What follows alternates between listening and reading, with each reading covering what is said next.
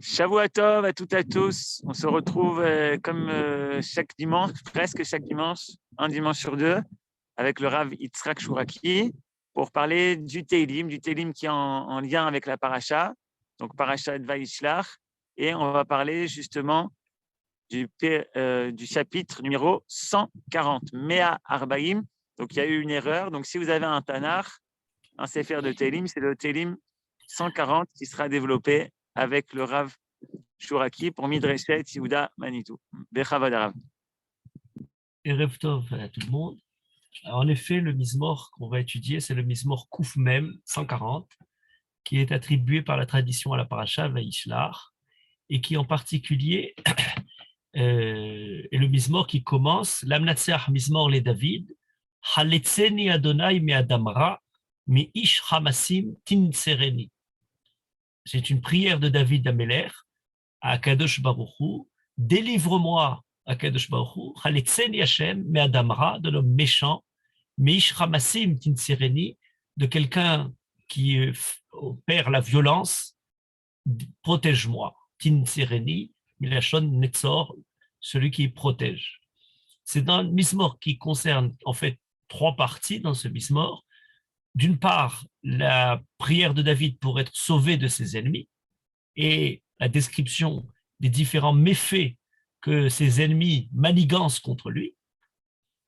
Une prière pour Akadosh Baruch Hu pour punir ses ennemis, après avoir été sauvé, que les méchants soient punis.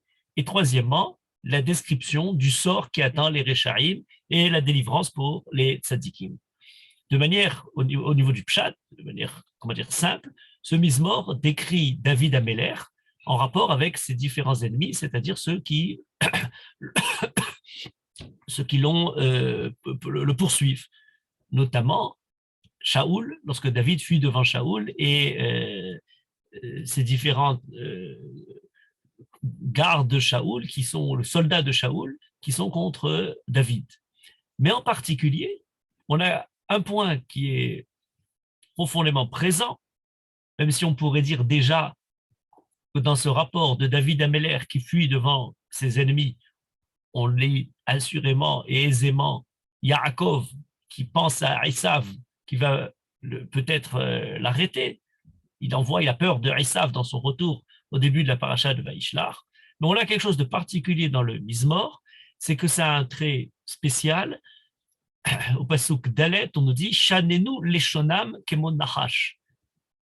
Et ses ennemis ont aiguisé leur langue, ont affûté leur langue, ont affiné leur langue comme un serpent.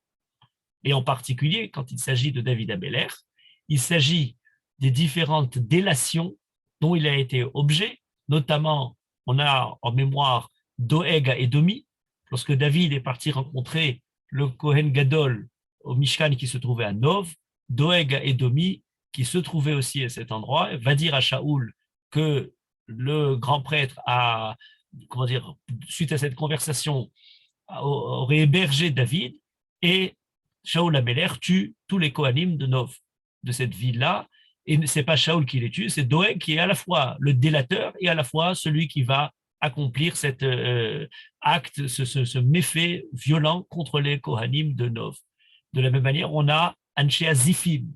À un certain moment, David se réfugie dans le désert de Zif, et on a une ville dans ce désert où il y a des gens de Anshe Zifim qui vont dire à Shaoul que David Améler se trouve.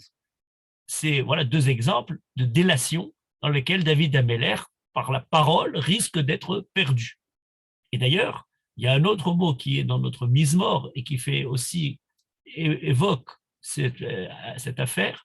Il est écrit Parsou Rechet Liad Ma'agal.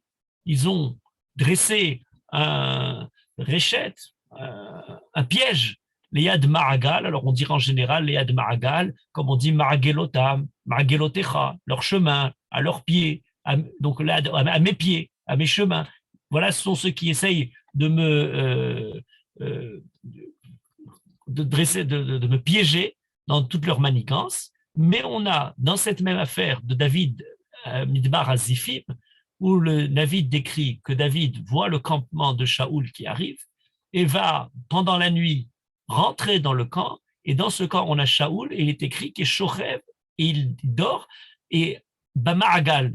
Bama'agal, c'est-à-dire que le campement est fait de telle façon que le roi se trouve au centre, protégé par les différents gardes.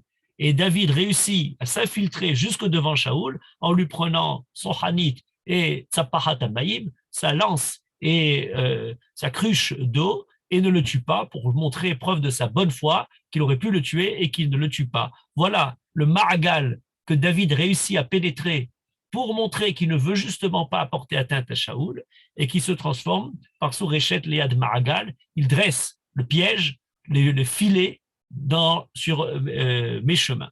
On pourrait continuer à décrire ce mizmor-là et à l'étudier simplement en relation avec la vie de David et l'attente d'Akadosh Baruch Hu de le sauver de toutes ces différentes, ceux qui le poursuivent de différentes façons. Pourtant, le Midrash, pas simplement la tradition, mais le Midrash lui-même a associé notre mizmor, Kouf Mem, avec la paracha de Vaishnar et avec Esav. Par exemple, dans le mizmor Tehilim, Shocher Tov, donc le mizmor, le premier mizmor, le plus classique sur le livre de Tehilim, dans notre Kouf Mem, on nous dit, quand il est écrit Chaletzeni Adonai me Adamra me Ish Hamas Tinsereni, Ish Hamasim Tinsereni, un homme de violence, protège-moi, le Midrash dit Ze Esav Aracha. Voilà Esav qui rentre à travers le Midrash en liaison avec notre mizmor. Et on nous dit c'est quoi ce Hamas? Alors c'est très intéressant au niveau halachique, il y a une définition particulière de ce que correspond au Hamas. Il y a le vol, il y a la violence qui est effectuée pour obtenir ce qui n'appartient pas. Ça, c'est n'importe quel voleur, Gneva, Gezela, de différentes façons. Mais il y a Hamas, celui qui est Homes. C'est quoi celui qui est Homes? C'est celui qui fait une telle pression sur l'autre, sur autrui, sur le vendeur qui ne veut peut-être pas vendre, ou sur quelqu'un qui ne veut pas vendre, qu'il en vient par peur à donner, à céder ou à vendre ce qu'il n'a pas envie, et dit, bon, ben finalement, on l'a quand même vendu.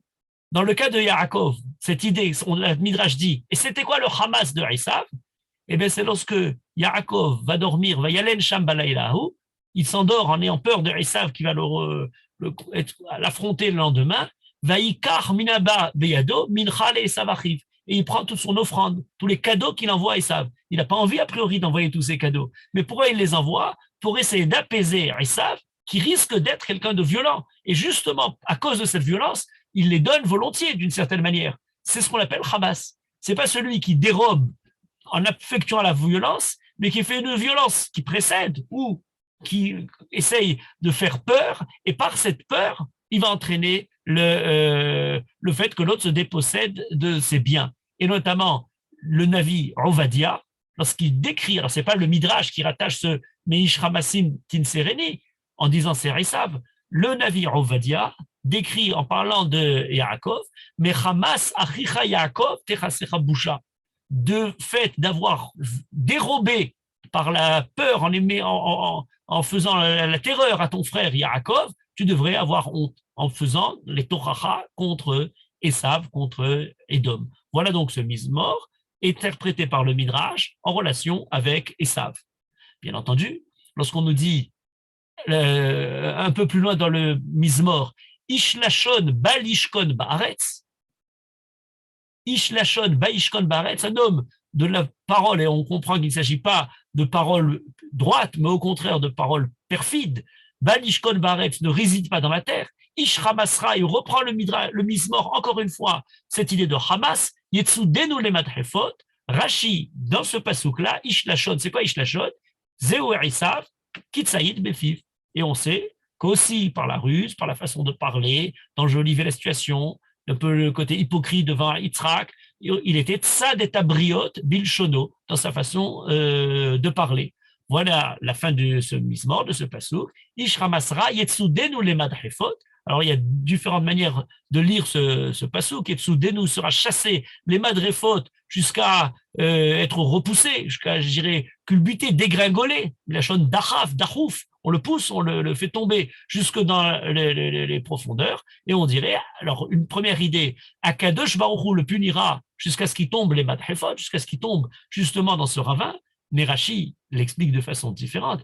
Ish Hamasra, celui qui s'est conduit de cette façon-là, par la violence du Hamas, cette violence même, c'est elle qui va le faire dégringoler, c'est elle qui va le faire finalement chuter, les madhefot, jusque dans le ravin.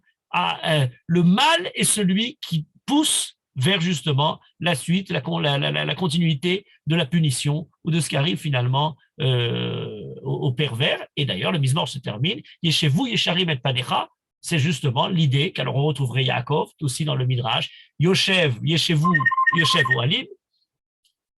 On nous parle de Israël qui est Yeshar El, Yessar, ou se lit différemment de Yeshar El, ou alors, excuse,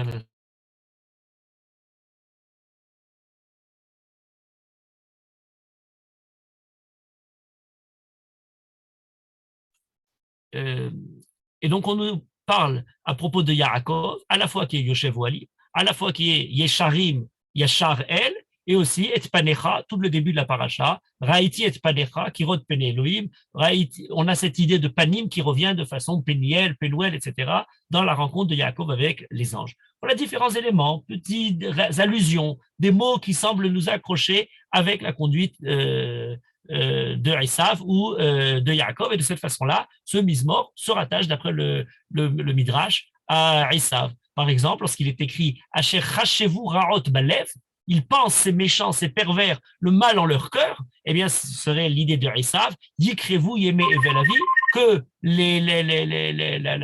la mort de mon père va approcher et je vais me venger de Yaakov. Esav,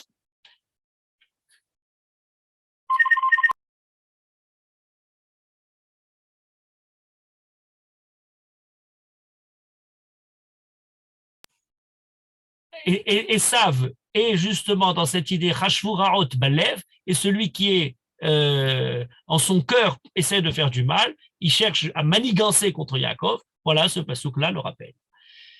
Mais toutefois, il y a quand même plus profondément le Midrash, pas simplement dans le Midrash de Télim, à différents autres passages, et notamment dans la Torah elle-même, le Midrash Rabbah, dans Bereshit Rabbah, nous donne justement ce Mizmor-là pour traiter de l'affaire de Esav, et de manière plus générale, j'allais dire presque même universelle. Par exemple, on a le pasouk de notre Mizmor, Altiten Hashem Ma'avaye Racha, ne donne pas à Kadosh Baruch Hu, au Racha, à accomplir ce qu'il veut faire, ce qu'il trame contre moi. Zemamo Altafek, un pasouk très intéressant. Zemamo Altafek. Altafek, c'est ne fais pas sortir, ne laisse pas mettre en œuvre. Zemamo. Or, Zemamo, qu'est-ce que ça peut vouloir dire? Ça peut vouloir dire deux choses. Ça peut vouloir dire Zamam pour une béma, c'est ce qui est la muselière. Ne lui enlève pas sa muselière. S'il enlève sa muselière, il risquerait de mordre, à l'image d'un animal qui a une muselière pour l'empêcher d'être nocif. Ou alors, ça peut vouloir dire Zemamo altafek, ce qu'il est eux-mêmes, ce qu'il est en train d'essayer de manigancer, ces intentions perverses, altafek, ne leur permet pas d'être justement mises en œuvre, d'être appliquées. Ces deux lectures-là sont évoquées dans le Midrash à propos de Esav. Et notamment, on nous dit, c'est pas simplement Esav. Le Midrash Bereshit Rabbah, sur ce passouk-là, nous dit Keneged Esav, qui correspond à Édom d'une manière générale. Édom, c'est le Rome, c'est l'Occident. Et on nous dit la chose suivante. Yaakov a dit à Kadosh Baruch Hu, ne donne pas à Esav la possibilité d'accomplir ce qu'il voudrait faire contre moi. Zemamo altafek, n'enlève pas la muselière, garde pour Édom ce qui le muselle. Et la question du Midrash, c'est Umaou Zamam Asaole Esav, quel est le Zamam, quelle est la muselière de Esav? Et là, tout d'un coup, on bascule dans une lecture historique, j'allais dire géopolitique. L'Empire romain se trouve muselé par les différentes révoltes ou menaces qu'il a au nord comme au sud. Et le Midrash dit Ele Bene Berberia, O Bene Germania, ce sont les peuples de Berbérie, c'est-à-dire d'Afrique du Nord, ou alors Germania, d'Allemagne et de tous les peuples européens, qui font peser une menace sur l'Empire romain. Alors tout d'un coup, on est très loin. Vous voyez, on était chez Esav, David Ameller d'abord. On nous dit, bon, c'est Esav, d'accord? Et ensuite de Esav, on est passé à quelque chose de très général. L'Empire romain, pourquoi? Alors on a beaucoup d'exemples. Par exemple, un élément très important qui est évoqué par les Chachamim, qui a été quelque chose de très lourd, à la fois pour le peuple juif, mais qui était pour l'Empire romain de manière particulière, ce qu'on appelait Mered Atfutzot. Entre 115 et 117, il y a eu la révolte, ce qu'on appelle Mered Atfutzot, qui a touché plus ou moins, ça commence par l'Afrique du Nord, la Libye, l'Égypte, et ensuite on arrive jusque en Eretz Israël un peu, et surtout Turquie jusqu'au nord. Et en tout cas, tous ces endroits-là ont réussi à se révolter contre l'Empire romain pendant 2 ans. Et ils ont réussi à tuer 220 000 des habitants de Grèce, des Grecs qui habitaient là, et qui ont en contrepartie provoqué par la violence romaine exercée pour arrêter cette révolte-là, pour la destruction de beaucoup de communautés, notamment en Égypte. Certains évaluent même jusqu'à 1 million le nombre de Juifs qui ont été tués ensemble suite à la répression de cette révolte-là. Voilà l'Empire romain qui serait, par le sud, par cette menace-là, muselé pour faire plus de violence. Ou alors, par le nord, les différentes tribus qui, finalement, vont avoir, l'Empire romain va avoir beaucoup à faire avec eux, les Vandales, les Huns, les Alamans, etc., qui vont attaquer par le nord. Le Midrash utilise le passouk de David Améler de notre Mizmor pour le rattacher avec Esav et de là, essayer de donner une vision de l'Empire romain d'une manière plus générale. Mais en même temps, et c'est ce qui fait la grandeur du Midrash, on a, je dirais, le côté général, macro, l'histoire au niveau plus général, et on a aussi le côté plus particulier. On nous dit, Davar Acher, c'est Yaakov lui-même. Alors on retombe sur l'histoire de Yaakov, très intime. Et l'idée de Altiten Hashem Ma'avaye Racha, Zemamo Altafek, Bar Yaakov la Kadosh Baruch Hu, Ribono Shel Olam, Kadosh Baruch Hu, de la même manière que j'étais chez Lavan, puisque Yaakov revient au début de Parashat Vayishlach de chez Lavan, qu'on a eu dans la Parashat Vayetse. J'étais chez Lavan et il n'a pas réussi toutes ces manigances pour me tromper ou pour me perdre, de la même manière que les intentions perverses de Esav ne me touchent pas. Zemamo Altafek dans le sens premier, mais on aurait la comparaison entre Esav et Lavan. Et il y aurait beaucoup à dire sur la différentes façons pour Yaakov d'affronter la violence directe dans un premier temps de Esav, rusé de Lavan, et ensuite beaucoup plus, assez particulière de la rencontre avec Esav, où on ne sait plus vraiment est-ce qu'il s'agit d'une rencontre qui on tombe dans les bras l'un de l'autre ou non. C'est ce vers quoi nous allons arriver dans un instant. Et entre parenthèses, le Midrash dit, c'est là un des personnes qui ont voulu porter atteinte au peuple juif et qui n'ont pas réussi. Et on dit Esav, on apporte l'intention interne au peuple juif Yarovram dans sa révolte, qui met des hagalim, qui crée de l'idolâtrie, en scission avec le peuple juif. Et finalement, Oshia ben Ela a réussi à enlever ces hagalim. Haman Aracha, Yomer Haman Belibo, voilà quelqu'un qui a pensé à faire, et on nous dit, c'est Naforou, c'est finalement Mordechai qui va monter sur le cheval, etc. On a Vayomer Esav Belibo, on recherche à chaque fois les passages où il est écrit Vayomer Esav Belibo, voilà une intention perverse. Et le Midrash rajoute en disant, d'ailleurs Esav se base aussi pas seulement sur ce qui va suivre, mais sur des antécédents. Voilà Caïn qui a tué son frère, et finalement il lui est arrivé, il a prospéré, il a eu toute une descendance. Eh bien, moi, je tuerai Yaakov, je tuerai, alors, Ikrevou Yemé la vie dans une lecture assez sidérante du Midrash, c'est pas j'attends la mort de mon père pour attaquer Yaakov, Ikrevou Yemé la vie, je vais essayer de presser la mort de mon père, notamment en montant d'Ishmaël contre Yitzhak. Ishmaël tue Yitzhak, moi je venge Yitzhak, je tue Ishmaël, je tue Yaakov et j'ai le monde entier à mes pieds. C'est à peu près quelque chose d'assez, Esav créé. Et dans tout ça, en utilisant la phrase de David Améler, Altiten Hashem Ma'avaye Racha. Et d'ailleurs, c'est très intéressant parce que dans la lecture de certaines lectures du Midrash, on a une lecture totalement révolutionnaire. Comment Akadosh Baruch Hu ne laisse pas Esav appliquer sa volonté? On a l'affaire de l'ange de Esav, la lutte de Yaakov toute la nuit. On se dit, c'est celui qui veut arrêter Yaakov. Or, dans le Midrash Pirkei de Rabbi Eliezer, et je vous dis juste comme ça parce que ce serait le sujet à un cours entier sur cette idée-là, dans le Midrash Pirkei de Rabbi Eliezer, on a une ouverture totalement différente. On nous dit, Yaakov a dit à Akadosh Baruch Hu, a prié en disant, tu m'as demandé de retourner à l'Eretz Avotecha, et je serai avec toi. Et maintenant, voilà, Esav vient pour me tuer. Qu'est-ce qu'a fait Akadosh Baruch Hu? Il lui a envoyé Et le texte du Midrash de Pirkei de Rabbi Eliezer, Shalach lo malach leoshiro ou leatzilo miyadesav. Veniralo leish vayavek ishimo.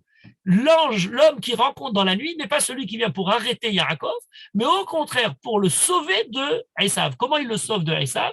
Eh bien, en l'entraînant. Dans le Yalkut Shibroni, on nous dit même le nom de ce malach, c'est l'ange Michael. On avait l'habitude de s'arrocher à Esav. En général, on dit c'est l'ange de Esav. Là, on dit non, c'est Michael qui, au contraire, exerce Yaakov à reconnaître comment lutter pour pouvoir vaincre finalement Esav. Et ça va d'ailleurs tellement loin que, je vous dis, toute la lecture est révolutionnaire. Dans le Targum Yonatan, lorsqu'à la fin il est écrit Vaivarer Oto Sham, on lit généralement l'ange finalement bénit Yaakov là-bas. Or, le Targum Yonatan traduit ça, ou Bari Riate Yaakov Taman, et Yaakov la bénit là-bas, c'est Yaakov qui bénit l'ange, en remerciant l'adversité de cet homme qui l'arrête, puisqu'il reconnaît là-dessus la possibilité de surmonter ce qui va être dans un instant Esav. L'ange est là pour entraîner Yaakov. C'est le sujet d'une étude qui elle-même, ouvre de nouvelles perspectives dans l'idée de Yaakov. Je reviens sur le Midrash en question, et on a la suite, dans un pasouk de notre Mizmor, Sakota Leroshi Beyom Nashek. Sakota Leroshi Beyom Nashek, qui se lirait généralement, Sakota, alors il y a deux explications plus ou moins, Sakota c'est ou Milachon Souka, ou Milachon Sicha. Sicha, c'est le fait de huiler, de oindre, et Sakota Leroshi, il avait une habitude, au moment de la guerre, Beyom Nashek, au moment de la violence, de la lutte, eh bien, de verser de l'huile sur l'armure, sur le bouclier, sur le casque, de manière à ce que les flèches ennemies, les lances ennemies, les glaives, va glisser et ne pourra pas attaquer de front. Donc, il dirait Sakota Leroshi, Milachon Sicha. Voilà une première explication, c'est celle, par exemple, de Rabbi Avram Ibn Ezra. Chez Yassor et Trocho Vekovro Beyom Milchama. Voilà première lecture. Deuxième lecture, qui nous est ramenée notamment par les Metsudot, et qui nous dit non, Sakota, c'est une Milachon Soukot. Soukot, alors certains disent Soukot, ça peut être le casque qui est comme une souka sur la tête. On nous parle de Kova Yeshurot Berosho. Lorsqu'on nous parle de Kova Yeshurot, c'est justement le casque qui protège. Mais derrière tout ça, on a quelque chose qui nous ramène sur Yaakov, puisque Yaakov, on nous parle dans notre paracha, la première fois où apparaît le mot Soukot. Lorsque Yaakov fait pour son bétail Asa ol Miknehu Asa Soukot.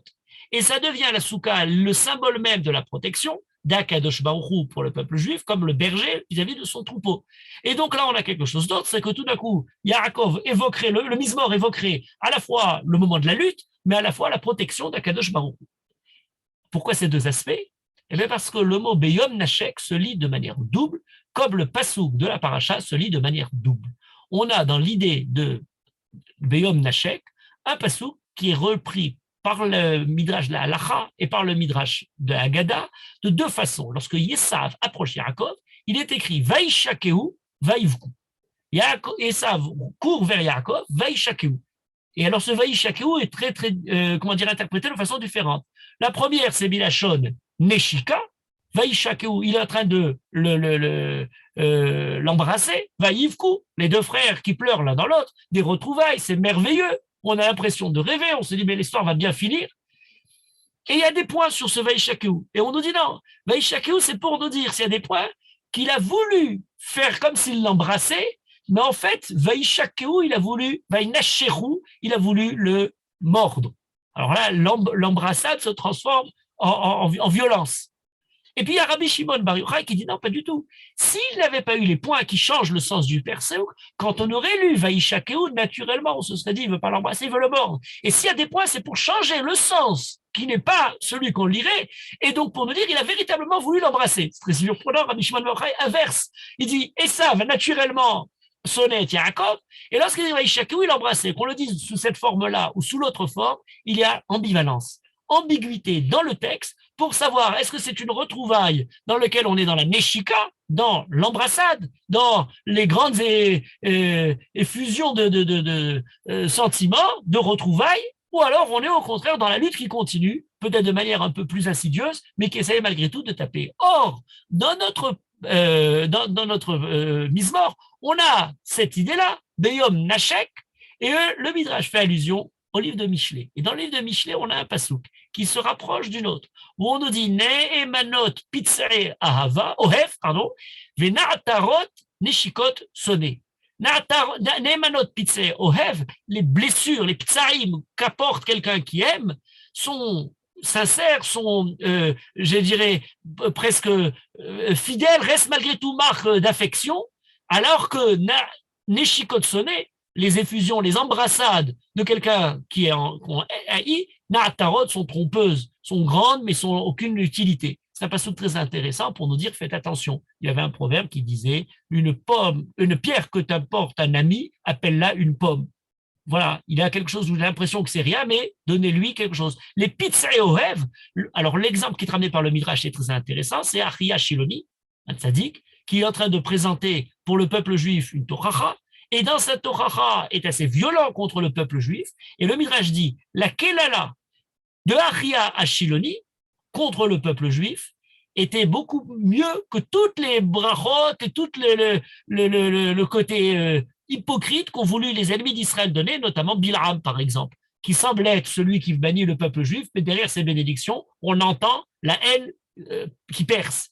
Voilà la méfiance d'un discours, et là où ce qui se déroulait dans la violence d'un échec, de la guerre, de la lutte, s'est transformé en une parole. Et cette parole-là, est-ce qu'elle est positive ou elle est négative? On aspire, bien entendu, à ce que tous les ennemis d'Israël soient reconnaissent. Oui, mais dans cette reconnaissance, est-ce que c'est quelque chose qui est sincère ou non? On a cette ambivalence à la fois dans le Mizmor qui est, de Tehillim, à la fois dans le Passouk sur le Neshika, et à la fois lorsqu'on nous parle des Neshikot sonnés qui sont rappelés dans le livre de Michelet. Et là, on a une grande, une séparation chez les commentaires. On a deux traditions qui se partagent ou qui peut-être sont complémentaires. Lorsque Yaakov approche Esav, on a différentes stratégies adoptées par Yaakov. On nous dit notamment Doron, Milchama et Tefila. C'est le fait d'apporter des offrandes, de préparer la guerre et de prier à Kadosh Baruch Hu. Et on a ensuite, dans la rencontre entre Yaakov et Esav, une soumission totale de Yaakov à Esav. Il se prosterne 7 fois. Et on lui a reproché longuement. Et certains Kharamim ont vu ça comme un exemple, et certains ont vu ça comme au contraire quelque chose de condamnable. Par exemple, le Sforno, Rabbeinu Ovadia Sforno, dans son commentaire, dit il faut prendre exemple sur Yaakov. On est dans un Chacham d'Italie du XVIe siècle qui a de longs démêlés, malgré la Renaissance, avec l'Église, l'Inquisition et tout ce dont on peut souffrir des descendants de cet Édom menaçant. Et il dit, voilà comment il faut se conduire dans la galoute avec les Bnei Esav.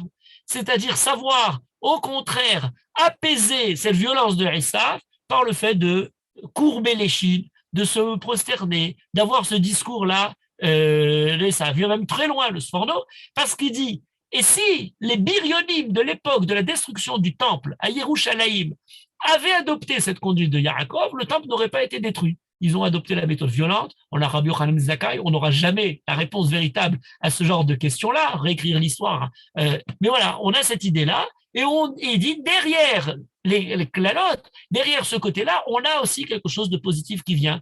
Et notamment, lorsqu'on voudrait parler des Neshikot sonnés ou comparés au Pitzrei Ohev,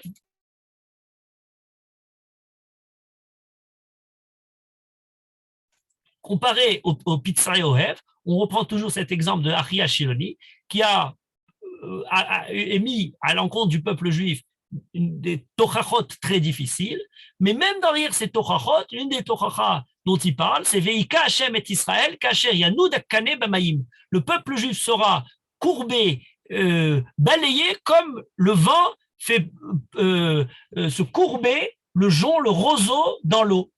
Et le Midrash nous dit, eh bien oui, mais là, c'est peut-être le moment où défaire la violence, mais on sait très bien que le roseau se plie, mais ne rompt point. Et donc, les racines restent encore, et elles sont très solides. Voilà que derrière cette image-là, on a l'idée, justement, de savoir se retrouver dans je dirais, achnara, le moment de l'humilité, de celui qui sait d'ailleurs avoir une force plus solide, qui est la force justement de celui qui ne rompt pas tout en pouvant se courber. Les fibres du roseau et du jonc ont une résistance plus grande que celle de l'acier. C'est un chiffre très intéressant. On ne l'imaginerait pas. Au niveau des chiffres, la possibilité de résistance à la traction du roseau est plus forte que la fibre d'acier. Il a ce côté où il se plie, effectivement, mais au niveau de la solidité intérieure, et on l'a comparé parfois au peuple juif, il garde malgré tout cette solidité très forte. Et pourtant, cette lecture-là, cette lecture qui essaye de donner le côté justement soumis de Yaakov, de l'élever à quelque chose de souhaitable, nous fait frémir. Pour quelle raison? Parce que dans ce sillage-là, le Rav Shimshon Raphaël Hirsch écrit, et il rajoute un point. Il dit quand il a écrit Vaïshakeu, il l'a embrassé, il a écrit Vaïvku, ils ont pleuré, au pluriel. Et il dit, regardez, si Esav pleure, c'est la preuve que c'est sincère. Est-ce que le pleur aussi a été hypocrite? Non, c'est sincère. Et il dit, et c'est l'exemple, c'est l'image même, que finalement, l'origine de la descendance de Abraham continue à donner de l'humanité même dans la personnalité de Esav. Et même aujourd'hui, ajoute le Rav Shimshon Raphaël Hirsch, deuxième partie du 19e siècle en Allemagne, Esav, Édom européen, petit à petit, devient de plus en plus humain et diminue toute sa violence belliqueuse de guerre et nocive. Et on ne peut que frémir devant l'aveuglement naïf de bons juifs qui croient voir dans certaines évolutions de l'Europe ce que ne voient pas ce qui, quelques dizaines d'années ensuite, va arriver, la catastrophe. Et Rachid, d'ailleurs, qui reste quand même très lucide, rajoute un mot sur ce Vaïvku, il dit Beota Shara. À ce moment-là, il a pleuré pour nous dire oui, bon, c'est une grosse exception dans l'ensemble du caractère nocif. Pourtant, on a certains chachamim, par exemple, dans le Midrash Rabbah, on nous dit quand il est décrit Kohamar Avdecha Yaakov vis-à-vis de Esav, Rabbi Yehuda Anassi, lorsqu'il a envoyé une lettre à Antoninus, alors voilà une idée presque utopique d'un grand chacham et d'un romain qui arrive malgré tout à avoir une certaine relation un peu civilisée, je dirais, et il écrit Min Avdecha Yehuda le Maran Malka Antoninus, de ton serviteur Yehuda, comme dit Yaakov, Kohamar Avdecha Yaakov, les Maran Malka, mon maître, le roi Antoninus. Voilà une manière de présenter dans l'esprit de Yaakov cette manière diplomatique d'avoir des relations vis-à-vis des goyim. Or, toutefois, on a une deuxième tradition sur ce passage-là, Vaïshakeu, sur cette embrassade, Neshikot sonné, sur ce Yom Nashek qui est dans le Mizmor, qui critique très durement Yaakov, dans le même Midrash Bereshit Rabbah. Et on nous dit au contraire, il y a un passouk de Michelet, Machazik beozne kelev envers mitaber adriv lolo. Yaakov recherche un peu le problème avec Esav. Rabbi Shmuel Bar Nachman nous dit voilà l'image de quelqu'un qui s'était endormi et quelqu'un de violent qui s'est endormi et il va le réveiller. Et lorsqu'il est réveillé, eh ben c'est lui qui va finalement pâtir de cette violence. Pourquoi Yaakov va chercher Esav? Et ça c'est très intéressant parce qu'on se dit comment Esav arrive là. Arba Meoti Shimo. On lui dit, Yaakov envoie assérir ses envoyés. Mais le Midrash, et Ramban le rapporte dans son commentaire, n'avait pas besoin d'envoyer Yishlar Yaakov Malachim, El Esav Achiv, Artsa Serir, c'est d'Édom, il envoie des envoyés à Esav, son frère, Artsa Serir, dans le pays de Seir, le champ de Édom. Mais Édom n'est pas sur la route de Yaakov. Yaakov arrive de chez Lavan, Aram Naharim, du nord-est, et il arrive en Israël par le nord du pays. Il va rentrer finalement à Ma'avar Yabok et arriver sur Shechem. Pourquoi tout d'un coup il envoie des anges annoncer à Esav qu'il est en chemin, à lui amener des cadeaux pour l'apaiser? Mais pour l'apaiser, c'est justement le moment qui va réveiller sa violence. Et le Ramban rajoute un élément très important dont on a oublié parfois l'histoire, puisqu'il va bientôt de Hanouka. Les Hashmonaïm se sont révoltés contre les Grecs, mais dans un second temps, ce sont eux qui ont amené les Romains en Israël et qui finalement ont causé la destruction du temple. Le Ramban rapporte l'alliance avec Rome dans la dispute entre les deux frères de Hashmonaïm, Orkanus et Aristoboulos. Orkanus est à l'intérieur de Yerushalayim et Aristoboulos va chercher Rome pour essayer de l'aider à pénétrer dans Yerushalayim. Pompée arrive et il ne va pas faire le travail de Aristoboulos. Si déjà il est là, eh ben, il prend tout le chemin et il conquiert Yerushalayim elle-même. Voilà le résultat de cette conduite-là, qui, au contraire, réveille par ce côté soumis la conduite de Esav. Alors, bien sûr, on pourrait dire qu'il y a quand même association entre les deux, parce que si jamais on n'a plus rien à faire, eh bien, il vaut mieux ne pas lutter dans une lutte désespérée. Et on pourrait dire, Yaakov, si Esav se trouve là, ben, il fallait au contraire essayer de l'apaiser, mais ne pas le réveiller.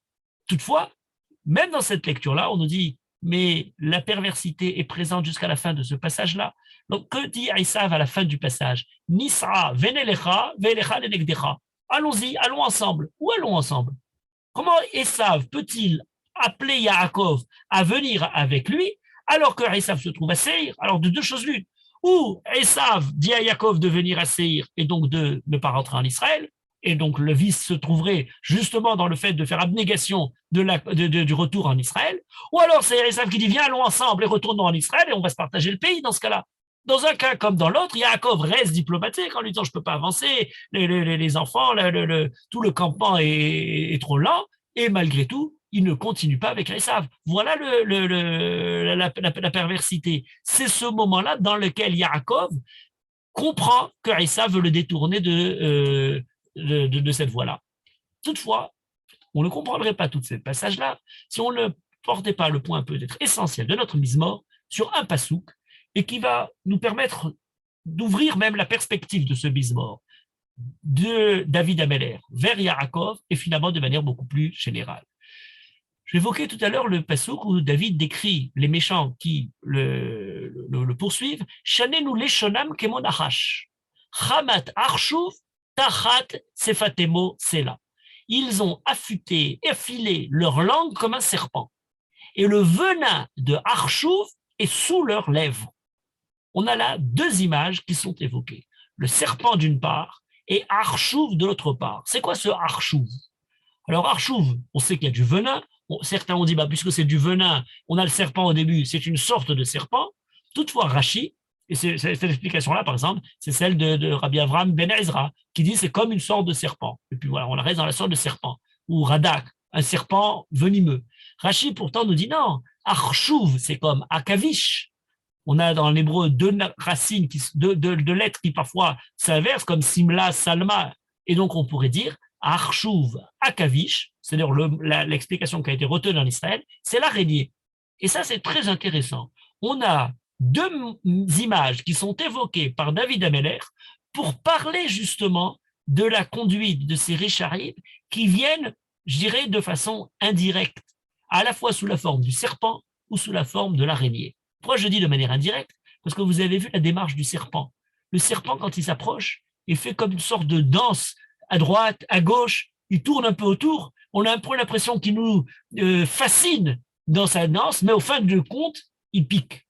Le mot d'ailleurs n'est pas pour rien, lorsqu'on voudrait parler d'un certain, vice profondément, presque je dirais, de trop d'intellectualisme, le tirkoum, le côté réfléchi, qui essaie de comprendre de façon sophistiquée certaines choses, qui essaie d'employer un langage tellement sophistiqué que les évidences, on ne les trouve pas. Il a un peu la méthode du serpent, qui est métourkam à droite, à gauche, un peu devant, un peu derrière, et qui finalement pique. Et il faudrait en parler plus longuement. Deuxième image, la hakavish. La hakavish est aussi, attend sa proie, mais elle dresse l'ensemble de sa toile de manière invisible, dans laquelle on ne le voit pas, et finalement, lorsque les insectes sont pris au piège, il est déjà trop tard. Et c'est très important parce que ces deux éléments-là, ces deux animaux-là, on devrait en parler plus longuement, on pourrait presque dire on ne peut rien comprendre à Esav si on n'a pas compris le serpent et l'araignée en même temps, sont pas simplement dans ce Mizmor-là, mais sont presque récurrents à différentes reprises. Par exemple, on a dans le livre de Yeshayahu, au Perek Nuntet, la même image qui est reprise de deux façons différentes. On nous parle de Bitse Tzifroni Bikeru, ils ont fait éclore les œufs du Tzifroni. Tzifroni, c'est le serpent venimeux. Vekore Akavish Yerogu. Et les fils de l'araignée, là c'est Akavish de manière très claire, Yerogu, ils les tisseront. Ils tissent leur toile. Voilà la conduite des pervers. C'est très intéressant l'idée de Yerogu, qui est le mot qu'on emploie normalement pour parler d'un vêtement. Le ereg, lorsqu'on parle d'un tissu, de quelque chose qui a été le tissage. Et les Rachamim utilisent ce passouk-là pour parler de la conduite des Rechaim, de la même manière que le tzaddik, par sa conduite positive, se crée le vêtement de la neshama. Les mitzvot sont une sorte de malbouchim, de vêtements. De la même manière, le vêtement qu'il tisse autour de lui sont ces fils de l'araignée. Le Radak, par exemple, dit Bitset Sifoni, c'est quoi les œufs qui vont éclore? Et c'est toutes les marques, chavot, les intentions. Qui prémédite le mal qu'il va faire, la zémem de tout à l'heure, dont on parlait, de toutes les manigances qu'il essaye de mener contre ses proies, et courir à Kavish. Voilà ce qui semblerait des choses qui sont absolument insignifiantes, qui sont rien, mais entre parenthèses, on retrouve le même élément, puisque le fil de l'araignée a aussi cette caractéristique extraordinaire, c'est d'être d'une résistance incroyable. Relativement à la grosseur du fil, c'est quelque chose de minime. Mais si jamais on associait tous les fils ensemble, on dépasserait l'acier. Il y a certains d'ailleurs qui ont essayé à Freycinet de faire des ingénieurs, de se voir est-ce qu'on pourrait utiliser les fils d'araignée pour soutenir des ponts. Alors bien sûr, pas les fils d'araignée, que c'est comme ça, les études ont été faites pour essayer de faire des élevages d'araignées. D'ailleurs, ça a raté parce que les araignées se mangent entre elles et s'entretuent. On n'a pas réussi à faire des élevages industriels d'araignées pour pouvoir obtenir le fil de l'araignée de manière très générale. Mais les expériences sont faites et c'est très intéressant que relativement à la possibilité, il y a à la fois le côté élastique et à la fois la solidité, qui est le problème général justement des ponts. C'est que si jamais c'est trop résistant, ben, on perd l'élasticité. Si c'est trop élastique, on perd le résistant. Or, on l'aurait trouvé. Donc, il y a quelque chose de très intéressant là derrière. On parlait tout à l'heure de ce qui plie. Voilà quelque chose de particulier. On pourrait l'évoquer de manière positive. Vous allez voir que dans le Midrash, c'est de manière très condamnée cette idée-là. Le Rav Moshe Alcher, dans son commentaire de Isharia, nous dit Tzifroni, c'est le Yetzerara. On a d'ailleurs, lorsqu'on parle de Katatsephonie, on parle du Yetzerara. Comme on a Ramat Arshuv dans de Rabbi Avraham Ben Ezra, quand on nous dit Kidmut Ramat Arshuv et Chayashuv Abasar Chay, dans les Zmirot de Shabbat, Ramat Arshuv, ça vient de notre passouk de tout à l'heure. Tzifoni, Katatsephonie, c'est le Yetzerara. Et Bitzim, c'est quoi? C'est ce que le Yetzerara sème, fait éclore petit à petit et influence sans même qu'on s'en rende compte. Et de la même manière, les courées à Kavish sont ces toiles qui sont tissées autour de nous par le Yetzerara, et dans la fin, on ne peut plus s'en débattre. Le Malbim va plus loin et dit non, toute cette idée, puisqu'on parle d'une trame, on parle d'un tissage, c'est le côté intellectuel de la chose. C'est pas la conduite des midotes, c'est pas simplement le Yetzerara qui nous pousse sans qu'on s'en rende compte de manière insidieuse. Ce sont les différentes manières de réfléchir dans lesquelles, au niveau philosophique, par exemple, il y a des causes, des conséquences, des introductions, des lemmes, on déduit des théorèmes, on déduit différentes démonstrations, on réfléchit de manière logique avec une procédure logique, de la même manière qu'il y a quelque chose qui enfante, qui éclot, qui arrive à donner le résultat d'une pensée. Les cours à Kavish, c'est autre chose, ce sont la manière de tisser en même temps différents éléments, différents fils pour pouvoir créer finalement une toile, quelque chose de cohérent. Vous voyez, dans la manière intellectuelle de réfléchir, on aurait deux éléments. Un élément qui procède de manière linéaire et un élément qui procède de manière plus générale, comme une toile qui se rassemble. Et ça nous ramène à un autre passouk, encore une fois de Yesharia, où il reprend ces images-là en disant « Hoy moshre avon bechevle hashav, veka'avotot ha'agala chata'a » Hoy moshre avon, ce qui tire le péché bechevle hashav, dans quelque chose qui n'a rien, le Yetzerara, dans un premier temps, semble des cordes vaines qui ne sont pas fortes, les fils de l'araignée, mais si elles continuent à s'amasser l'une avec l'autre, elles deviennent comme le cordage très solide de la charrette qui est accrochée de manière terrible. Voilà les différents cordages. Ça commence bechevle hashav, c'est, comment dire, c'est fil très fin, mais finalement devient quelque chose de très solide. Et le Midrash d'ailleurs l'évoque en disant Rabbi Akiva, Batehila Kurea Kavish, au début c'est comme la toile de l'araignée, mais après Kakela shel Sefina. Lorsqu'on voudrait parler de nœuds solides, l'exemple même, c'est tous les cordages de la navigation des bateaux, et ça te transforme dans ces cordages très solides. Voilà l'image qui est évoquée là-dessus, et on nous parle d'ailleurs dans un certain midrash où on nous dit voilà des choses qui sembleraient être inutiles, anodines, et même ces choses-là ont leur utilité. David Ameller, par exemple, puisque c'est sur la Hakavish qui est évoqué pour parler de ses ennemis, eh bien David Ameller aurait une phrase où il demande à Kajrou, mais à quoi servent les araignées? À quoi servent? Elles sont inutiles. Or, lorsqu'il fuit devant Achish Meler Gat, il se réfugie justement dans une grotte et il y a l'araignée qui est devant et qui protège, et l'araignée, c'est elle qui va sauver David Ameller. Et de la même manière, on a dans Michelet. Alors, vous voyez, on reste David Ameller, Télim, Michelet, Shelomo Ameller. On nous parle d'un passouk très intéressant qu'il faudrait étudier d'ailleurs dans le détail. On ne peut pas faire tous les animaux en une soirée. Peut-être dans une autre, on agrandira notre bestiaire dans un autre cours. Arba hem ktane aretz. Il y a 4 animaux qui sont des petits, insignifiants, qui semblent être totalement insignifiants. Ce sont des chachamim mechukamim au carré, qui sont particulièrement intelligents. Alors c'est qui? Nemalim, la fourmi. Alors il y aurait de quoi parler longuement des fourmis. Shefanim, c'est une sorte de petit roi, la gerboise. Ce sont des petits rongeurs comme ça. Arbé, les sauterelles. Et la 4e, c'est sûr, si j'évoque tout ça, Shmamit, c'est l'araignée. Et on précise pour l'araignée, je n'évoque que ce qui est écrit à l'araignée, on parlera une autre fois peut-être des fourmis et des sauterelles, nécessaires, essentiels, je dirais, pour comprendre la Torah. Mais en tout cas, pour l'araignée, on nous dit la chose suivante, Shemamit, Beyadayim titafes, Vei Bechale Meler. Alors ça, c'est très intéressant. L'araignée, Beyadayim titafes, alors on ne parle plus de la toile de l'araignée, mais on parle du fait que l'araignée colle à les pattes qui sont qui arrive à monter sur les différents murs. Beyadaim titafes, vei bechale melech, elle se trouve dans le palais des rois. Alors, qu'est-ce que vient faire le palais des rois avec l'araignée? Et tout d'un coup, on replonge, j'allais dire, dans Édom et Esav. Le Midrash Michelet, comme tout à l'heure, le Midrash Télim nous dit, c'est quoi cette chamamite? C'est encore une fois, Zehi Édom Aouma Recha. C'est Édom, cette nation perverse, chez Kol Akayam Matsuisham. Je vais revenir tout à l'heure. Je traduis pour l'instant. Chez Kol Akaya Matsusham, tout ce qui existe se trouve chez Édom. Ça veut dire ça, tout ce qui existe se trouve chez Édom. Un empire qui comporte tout, qui a le rêve justement du tout, qui aspire à représenter tout. Voilà un peu l'idée de Édom, telle qu'elle est définie dans ce midrash.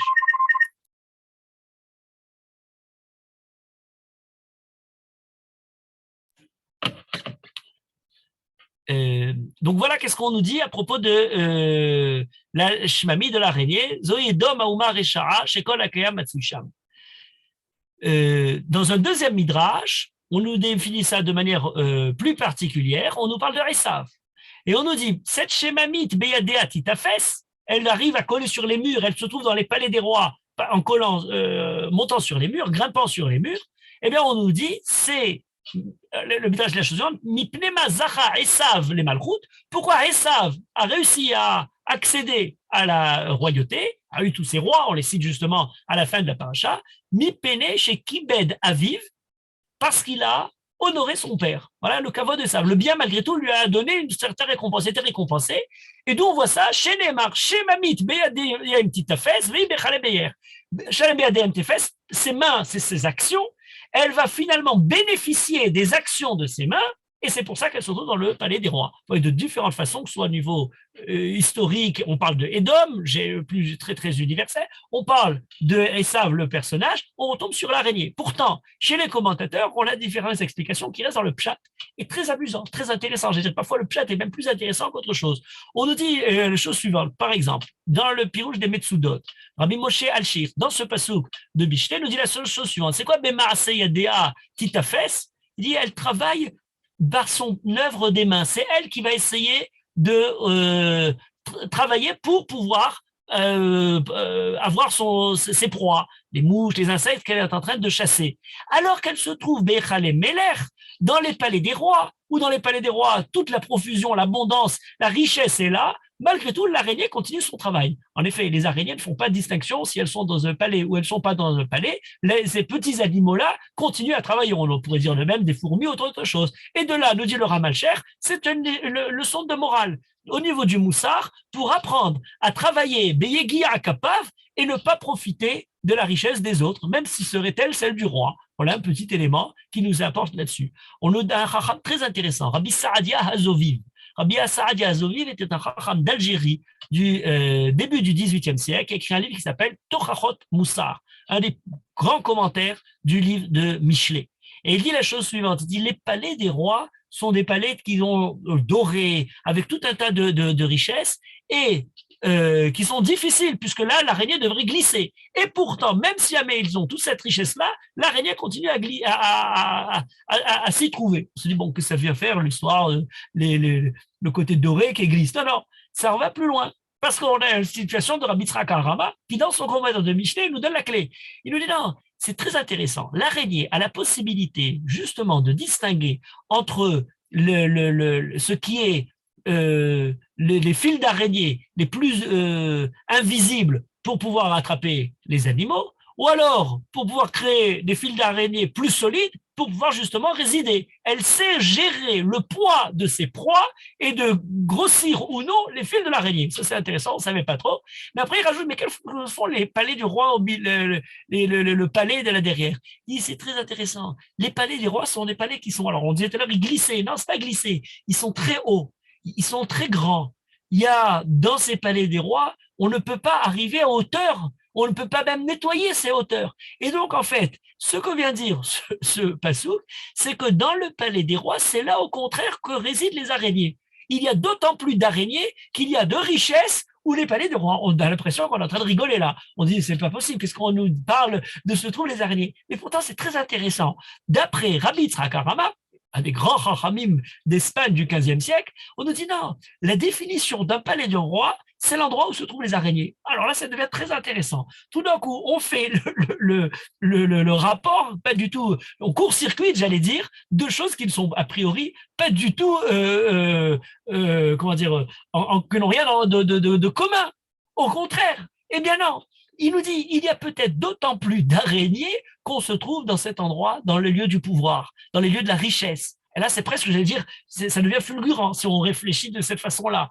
La politique, le pouvoir, c'est le lieu dans lequel il y a des zones d'ombre où les araignées commencent à tisser leur toile. Derrière le pouvoir, les toiles d'araignée. Voilà à peu près ce que nous dit Rabbi Yitzhak al-Rama. Mais qu'on pourrait méditer très longuement là-dessus pour réfléchir justement à ce côté. Alors, tout à l'heure, je disais, à propos de Édom, c'est le pouvoir, d'après le Midrash Michelet, qui nous dit, c'est tout se trouve là-bas. C'est le palais du roi, elle a tout lui est donné. C'est pas exact, tout lui est donné. C'est le rêve d'un empire qui réussirait à assembler à lui toutes les populations, toutes les richesses, tous les savoirs, toutes les connaissances. Un empire qui arriverait à chapeauter l'ensemble, sous sa Pax Romana, l'ensemble du monde. Et est-ce que l'Occident, plus empire romain du tout, mais l'Occident de manière générale, n'a pas ce rêve justement de totalité, n'a pas ce rêve justement d'essayer d'accomplir toutes ces choses-là? Voilà, à travers le rapport de l'araignée et du pouvoir, quelque chose de très intéressant qui nous est dessiné. Il y a ce royaume, il y a ce château, il y a ce palais dans lequel on a l'impression que les murs sont faits d'or, de grandes richesses, on a envie d'amasser toutes les grandes richesses. Eh oui, mais il y a des coins sombres, mais il y a des endroits dans lesquels les araignées continuent à prospérer, mais il y a quand même des endroits où il y a quelque chose d'autre. Je vous en donnerai un exemple très pratique, très actuel, j'allais dire presque malheureusement actuel. Lorsqu'on nous dit « Shakol Kayambo », lorsqu'on parle aujourd'hui de l'image de la toile et de l'image de l'araignée, de laquelle on parle, eh bien la toile aujourd'hui, c'est le net. Et lorsqu'on parle sur le net, voilà le dernier produit. Alors, c'est plus dans le domaine de la politique, c'est au contraire. C'est dans le domaine d'une technologie, dans l'ère de la toile, où on aurait l'impression d'assembler tout. Vous pouvez aller partout, vous pouvez connaître tout, vous pouvez arriver partout. C'est très bien, on peut développer cette idée de tout. Tout s'y trouve avec cette araignée. Voilà, j'allais dire, la dernière métamorphose de Esav. La dernière métamorphose au-delà de l'Empire romain, au-delà de Édom, mais c'est dans cette toile qui nous attire, qui nous aspire. et on a derrière des zones d'ombre. Des zones d'ombre, d'ailleurs, ça s'appelle, même au sens premier du terme, c'est comme ça qu'on l'appelle, le dark web. Alors, dark web, c'est très intéressant. Il y a un pouvoir souterrain, il y a une économie souterraine, il y a une société alternative avec tout ce qui peut être réprouvé de façon franche se retrouve finalement là-bas. Mais il n'y a peut-être rien de plus adéquat pour définir justement l'Occident que ce rapport entre le rêve du tout, qui reste malgré tout avec les fils d'araignée et les toiles d'araignée qui sont là, quelque chose, comment dire, ce côté antique. On a l'impression qu'on voit encore des fossiles de Esav qui continuent à se promener parmi nous dans cet esprit-là. Et d'ailleurs, le Maharal a quelque chose de cinglant, parce que lorsqu'il décrit Édom, lorsqu'il décrit les 4 empires, il y a plusieurs passages où il reprend, notamment à propos de Hanouka, il parle de Édom, Malchut Ha'eder. C'est l'empire du vide, l'empire du rien. Or, on ne peut pas être plus en décalage, mais ce n'est pas du tout l'empire du rien. Il n'a rien compris. Comment il peut dire ça? Il arrive à discerner derrière justement la montée en puissance de Édom, de son époque et de ce qui continue, le XVIe siècle, c'est l'explosion. On dépasse la Renaissance pour arriver à l'époque moderne. On va arriver à tout ce que Édom croit, et pourtant, le Maharal, de ce jugement terrible, il nous dit non, c'est l'empire du rien. Et c'est là qu'on retombe, après avoir parlé de l'araignée, sur le serpent. Puisque je disais, il y a 2 éléments comme ça. Alors, bien sûr, on ne peut pas non plus vous faire tout le serpent, ça fait déjà 2 animaux pour un seul cours, c'est beaucoup, mais juste un élément intéressant, puisqu'on nous parle de la langue du serpent. Shinenu leshonam kemo nachash. Ils ont affilé leur langue comme le nachash, la perversité du mal. Et ça, c'est très intéressant. On en pense en général, le serpent, on a tout de suite la référence Adam Arishon, la parole qui a été utilisée pour faire fauter, etc. On pourrait le dire de manière classique. Or, il y a quand même un élément qui me semble très intéressant. Pourquoi le serpent a justement la langue affûtée? Pourquoi il prend l'exemple de ça? C'est pour une raison très simple. C'est que la langue du serpent est double. La langue du serpent est double, langue bifide, fendue en 2. Pourquoi la langue est fendue en 2? Et là, c'est très intéressant. On a d'ailleurs, même dans la bouche du serpent, il y a la fosse linguale pour laisser passer juste la langue qui passe dehors. Elle ne sert pas pour l'instant encore à manger. Elle a quelque chose de beaucoup plus intéressant. D'ailleurs, il ne faut pas confondre bifide avec perfide. Perfide, c'est aussi exact, mais c'est celle qui transgresse la loi, ce qui va au-delà justement de la foi, au-delà perfide. Alors que bifide, elle en a double. Je ne dirais pas double allégeance, mais vous allez voir tout de suite. Pourquoi elle a besoin de 2 brins de langue?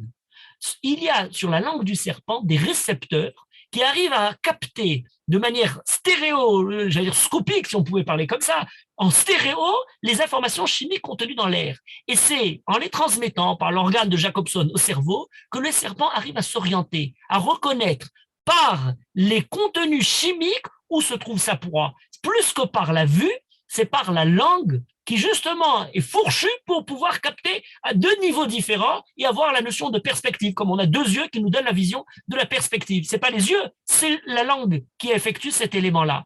Et ça, cet élément, tout simplement, on va dire, zoologique de l'animal, est pour nous le sujet d'une énorme réflexion. Est-ce qu'il n'y aurait pas un monde qui arrive à ne voir, à n'approcher que ce que lui-même d'abord déclare par la langue? Est-ce qu'il ne voit finalement que ce que la langue lui laisse voir? Est-ce qu'il ne fait pas annoncer ce qu'il entrevoit dans le monde? Est-ce que finalement ces capteurs qui se trouvent sur sa langue ne sont pas les capteurs qui sont l'intermédiaire entre le monde et lui, mais qui sont finalement sa propre parole? Est-ce qu'à travers ce qu'on nous entend, ce qu'on dit du monde, on ne crée pas la réalité du monde tel qu'il est? Lorsqu'on arrive à redéfinir des évidences, lorsqu'on arrive à redéfinir ce que c'est qu'une identité, ce que sont le bien, le mal, les choses qui sont les plus claires, et on inverse totalement par la langue ce qu'on voudrait voir. On a récemment parlé de certains qui essaient d'expliquer, de présenter dans la diabolisation d'Israël, en essayant par les différents moyens de l'Occident à essayer de transformer le terroriste en victime et inversement. Est-ce que cette langue qui est là, insidieuse, dans la calomnie, dans la façon de noircir par cette langue-là, n'approche pas le monde tel qu'il est réellement et ne lui permet pas, au contraire, de ne pas voir le monde, puisqu'il n'approche que le monde que parce qu'il est? Je vais vous donner quelques exemples. il y a différentes études que les gens n'ont jamais entendu parler, dont les gens n'ont jamais entendu parler. Différentes recherches, différents travaux qui n'arriveront jamais à vos oreilles. Pour une raison très simple, c'est que ceux qui se feront porter ces études-là n'ont pas envie qu'elles soient connues. Je vous en donne quelques-unes par exemple. Est-ce que vous saviez que l'espérance de vie, et c'est quelque chose qu'elle a fait sur une population mondiale, entre les gens qui ont une foi religieuse et les gens qui n'ont pas de foi religieuse. Les gens qui ont une foi religieuse ont 3,8 années de plus d'espérance de vie. C'est un chiffre intéressant, ne serait-ce que pour gagner de la vie. On devrait dire aux gens, c'est quelque chose qui, ça vaut la peine. C'est plus que le pari de Pascal, c'est la certitude statistique. On nous dit, au niveau des gens qui réagissent, au niveau comment dire, dans la satisfaction et les gens qui définissent leur bonheur, 36% des gens qui se définissent religieux ont, ça c'est pour en Israël, sont heureux de leur vie. 25% chez les gens qui ne sont pas religieux. Tout d'un coup, on a 11% de plus par la religion. Ces études, on ne vous racontera pas. Dans les zones des rapports entre les hommes et les femmes, un chiffre très intéressant que j'avais remarqué il y a quelques années, on nous dit la chose suivante. Il y a un phénomène qui s'appelle, alors je ne sais pas comment on dit exactement, comment c'est en français, en hébreu on appelle ça paradoxe deichat asimcha anashit. Le paradoxe de la diminution petit à petit de la satisfaction et de la joie des femmes depuis les années 70. En parallèle avec tous les bienfaits, la libération de la femme dans tous les domaines, eh bien finalement, la femme aujourd'hui, dans les chiffres statistiques, se trouve moins heureuse que ce qu'elle était il y a 60 ans. On se dit, c'est quand même incroyable. Pourquoi est-ce que on devrait avoir, l'un qui correspond avec l'autre? On dit oui, plus d'options font plus de gens découragés. Alors, ça vaut plus la peine si c'est plus de détails. Vous avez la même chose dans la possibilité, l'ouverture à différents choix professionnels ou autres de la vie. Plus on donne la liberté aux hommes et aux femmes de choisir, plus les hommes et les femmes choisissent des choses qui ne sont pas communes, les femmes pour des métiers, des filières de femmes et les hommes des filières d'hommes. C'est surprenant. On le raconte exactement l'inverse. Alors pourquoi tout ça? Parce que dans ceux qui sont là pour faire justement ou l'étude ou la transmission de l'étude, il y a des partis pris idéologiques qui les présentent. Par exemple, aux États-Unis, 13%, là c'est un chiffre qui est donné, reconnu. En Israël, on a toujours le débat, même si chacun le sent différemment. 13% des journalistes sont d'appartenance plutôt conservatrice par rapport aux progressistes. Donc vous avez 87% des journalistes qui ne veulent pas que vous entendiez ce genre de choses-là. Ils ne vont pas vous parler de toutes les études qui correspondent à ça. Vous cherchez dans les professeurs de psychologie qui font les tests en question. Aux États-Unis, dans les années 90, il y avait 4 fois plus de professeurs de psychologie dans les universités qui étaient dans le camp plutôt libéraux par rapport aux conservateurs.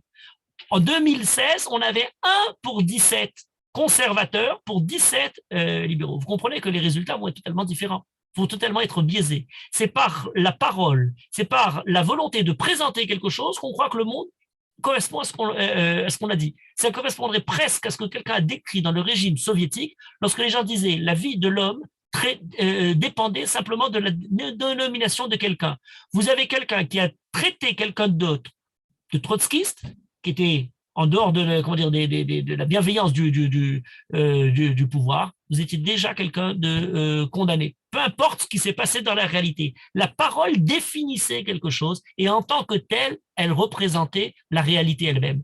Or, ce qu'on nous demande, c'est justement, et c'est le point parfait de Yaakov, Yaakov se trouve dans la relation avec Esav dans une question fondamentale.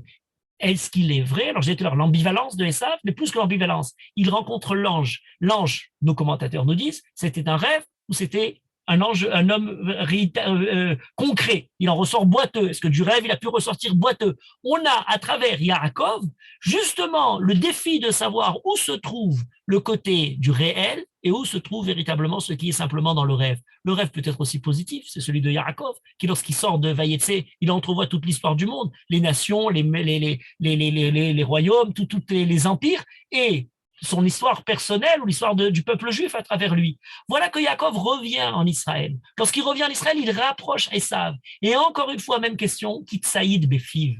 Voilà, cette langue fourchue pas simplement par le côté nocif, néfaste de cette langue, mais par l'envie de voir le monde à travers la façon de parler. Peut-être on va parler avec Yitzhak de différentes lois de la Torah, et par cela même, on pourra se présenter comme étant quelqu'un qui étudie la Torah. C'est le midrash de Esav avec le sel, etc. pour Yitzhak.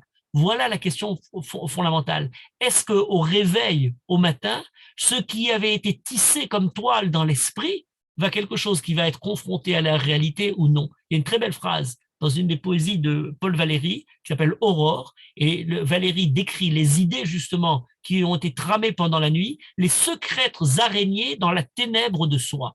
Voilà ces différentes araignées dans les ténèbres de soi qui au réveil tout d'un coup sont tout d'un coup réveillées. Elles ont tissé tout leur monde. Mais finalement, la question sur laquelle, j'allais dire, toute pierre d'achoppement de ces araignées, c'est finalement, est-ce que c'est une réalité concrète ou il s'agit simplement de quelque chose de virtuel? Nous vivons dans une ère virtuelle, nous vivons dans une ère dans laquelle la dénomination prend parfois plus d'importance que le fond de la chose, que la réalité elle-même. Alors, il y a une longue réflexion là-dessus dans la Torah, mais en aucune façon sous la forme de Esav, qui croit connaître pouvoir tout, Shakol Akayam Matsui Sham, à travers la possibilité de la langue d'essayer de définir les réalités concrètes d'Israël. On a malheureusement, dans notre réel, dans la chair profonde, dans la concrétude de l'existence du peuple juif, subi toutes ces attaques de Esav et de Édom. D'une certaine manière, ce mise-mort-là, dans l'appel à Kadosh Baruch Hu, de David Améler d'être sauvé de ses ennemis, il nous permet d'avoir la conscience de ces différentes manières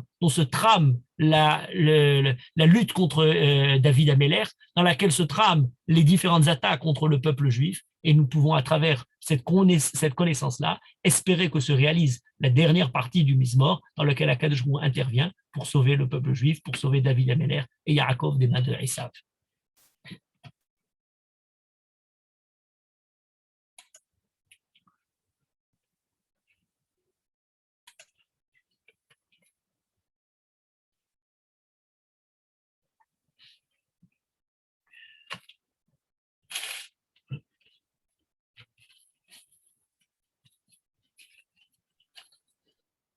Ken Rav, Toda Rabba, on va pouvoir maintenant réagir. Voilà, vous pouvez rallumer votre micro, Rav, et s'il y a des interventions, des interrogations, vous pouvez bien évidemment.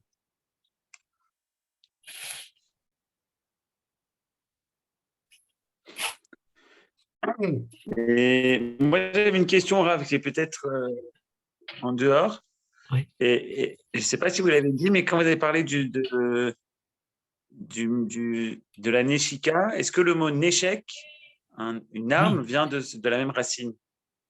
Oui, alors l'idée du rapport, on a dit que le pasouk prenait neshika pour parler de neshicha, kouf et chaf. C'est pas la même racine du tout. On fait on pose la question, est-ce qu'il faut le lire comme un kouf ou comme un chaf? Alors on pose la question, oui, mais neshika et neshek. Alors vous avez remarqué, et c'est très intéressant, que les mots sont parallèles. Comme vous avez neshika, neshek, vous avez les he avec, vaillez avec ishimo, et c'est la même racine que vaillez habek, hibouk. C'est le fait d'entourer quelqu'un, et les avec, c'est lutter, les lutteurs. Pour quelle raison? Ben parce qu'en fait, la lutte se déroule de cette même manière. C'est-à-dire qu'il y a deux qui sont sur, sur le ring en train de s'entourer, les lutteurs, et on les met habek, soit pour le côté plus affectif, soit on est mit-habek dans la lutte. De la même manière, dans le neshek, même histoire. On est minachek, mais est-ce qu'on est minachek dans le neshika ou on est minachek dans la lutte? Donc, on pourrait aller plus longuement en reprenant toutes les racines de la guerre et les racines de l'intime, et elles sont très souvent très, très parallèles. Ouais, Toda Rabba. Merci beaucoup. Il y a Jonathan qui demande, est-ce que les ennemis de David étaient des descendants de Esav? Pas uniquement. Pas uniquement. On a des démêlés avec les descendants de Esav, on a des démêlés avec Amalek, etc. Mais on n'a pas descendants de David. David, il y en a d'un peu partout. Yosef, Bechavod. Merci beaucoup, Rav. Je voudrais faire un lien entre ce que vous avez dit il y a 2 semaines sur les anges, où ça s'est situé à 2 niveaux, et un cours de Manitou, où il voit dans le pshat de la paracha, Esav arrive. C'est des dômes. Il fait un lien entre ce qui se passe en haut et ce qui se passe en bas. Et ça rejoint complètement tout ce que vous avez dit la dernière fois et en même temps le début de la paracha auquel vous avez fait allusion tantôt. Oui. D'ailleurs, je pourrais rebondir là-dessus parce que entre la dernière fois et cette fois-ci, donc c'était Toledot et Vaishlar, puisque vous nous permettez d'élargir ça un peu plus loin. Alors il y a quand même Vayetse, c'était hier, on a eu la paracha de Vayetse, et dans la paracha de Vayetse, vous remarquerez qu'il y a le même élément où on a Yaakov qui sort dans un seul endroit, c'est Haran, mais il arrive dans un endroit qui s'appelle Echaran et Padan Aram. Il y a deux noms l'un pour l'autre. Et une fois, c'est Haran, c'est le fait de l'endroit dans lequel il va fuir Esav, c'est ce que Rivka lui dit, d'aller là-bas pour ne pas être attaqué par Esav. Et dans l'autre, c'est Padan Aram, c'est pour aller trouver une femme. Et trouver une femme, c'est créer une famille. Il y a deux aspects qui sont en permanence. Esav, celui qui poursuit Yaakov, mais aussi le rapport de famille, de celui dont on se sépare, de la famille qui va continuer. Et ces deux sont extrêmement intriqués l'un dans l'autre. Et d'une certaine manière, les deux explications d'aujourd'hui sur le rapport diplomatique ou violent de Esav et d'Esav est un peu repose sur ces deux éléments-là. Est-ce qu'on veut finalement quand même avoir retrouvé Esav? Certains commentaires diront mais oui, il faut quand même essayer, et d'autres disent mais pas du tout, sois lucide avec qui tu as affaire. Merci.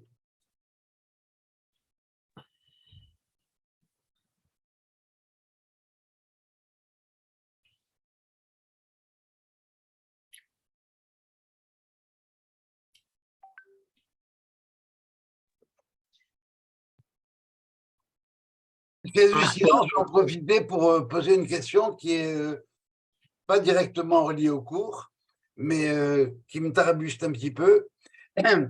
Dans le verset où l'homme mil homme yematz, on lit habituellement ça en disant qu'il y a un peuple qui sera plus fort que l'autre. Et chez les Guillim, on nous parle de Antonin et de Rabbi Yehuda. Est-ce que vous pensez de la lecture suivante, où l'homme, mille hommes et mat, un peuple se renforcera à partir de l'autre? Ça veut dire qu'il y a un échange qui fait que les peuples se renforcent l'un à partir de l'autre. Rabbi Yehuda et Antonin. Et on n'est plus, dans la dispute là. On n'est plus dans le plus grand, le plus fort. Non, on est dans la coopération, dans l'aide, ce que fait aujourd'hui Israël avec le monde, soit dit en passant. On a cette version qui est lue dans le Midrash, où on présente à propos de... Il y a deux versions. Une première version, c'est si jamais on te dit que Rome est élevé et que Yerushalayim est élevé, n'y crois pas. Que les deux sont basses, n'y crois pas. Mais si l'une est élevée et l'autre est basse, oui. Et donc là, c'est totalement contradictoire. Mais on a une deuxième lecture qui dit ça, et qui n'est pas totalement l'antithèse de la première, qui dit où l'homme, il homme, et matz. Que veut dire le mot les hommes? Il faudrait parler très longuement de ce sujet-là, mais pourquoi chez nous, la nation n'a rien à voir avec le mot nation tel qu'on en parle dans le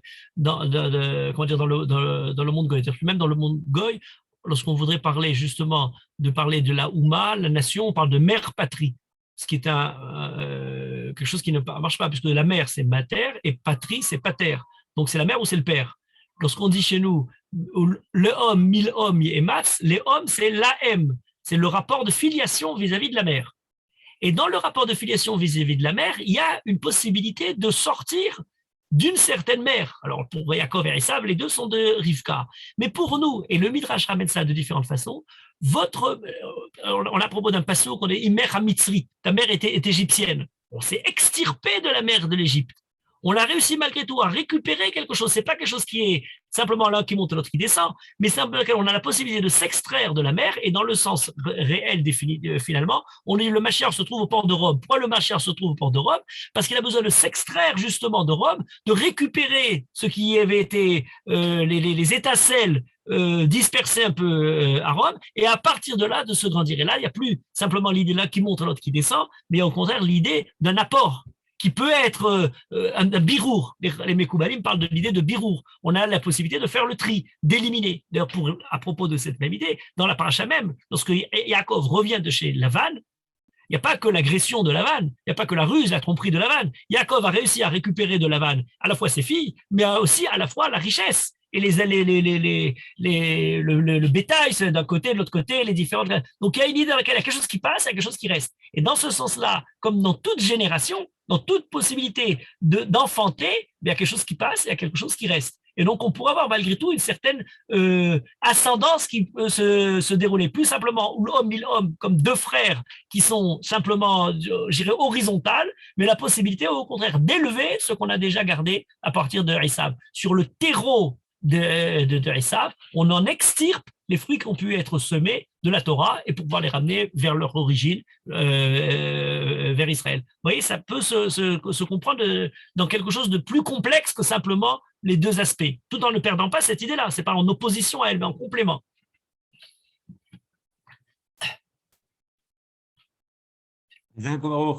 Merci beaucoup, Rav. Toda rabba, bonne fin de soirée à tout le monde.